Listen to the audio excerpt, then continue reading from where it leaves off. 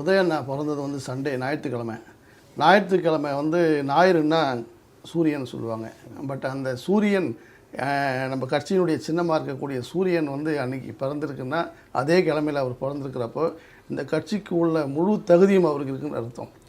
உதயநிதி ஸ்டாலின் வந்து கலைஞர் ஸ்டாலின், உதயநிதி ஸ்டாலின் சொல்கிறீங்களா, அதெல்லாம் கிடையாது. பட் அவருக்கு இருக்க திறமை வந்து இன்றைக்கி எல்லோரும் சின்னவர் கூப்பிட்றாங்க சார். சின்னவர்னு யாரை கூப்பிடுவாங்கன்னு உங்களுக்கு தெரியும்.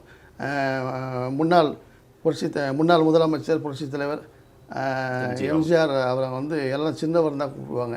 அதே சின்னவர்ன்ற பட்டத்தை இவரும் தாங்கி வர்றதுனால இன்றைக்கி கலைஞரும் எம்ஜிஆரும் சேர்ந்தால் எப்படி இருப்பாங்களோ அது மாதிரி ஒரு உருவமாக இன்றைக்கி தமிழக முதல்வர் வந்து நம்ம உதயநிதி ஸ்டாலின் நம்ம கொடுத்துருக்காங்க.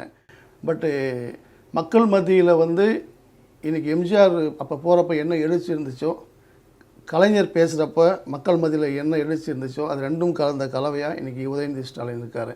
பட் இவர் வரும்போது என்னென்னா இந்தியாவினுடைய ஒரு புதிய எழுச்சி, ஒரு பெரிய தலைவர், அதாவது பாரதிய ஜனதா என்ற அந்த மாபெரும் கட்சியை இந்த ஒன்றிய அரசை எதிர்க்கக்கூடிய ஒரு மாபெரும் தலைவராக அவர் தெரிகிறாரு.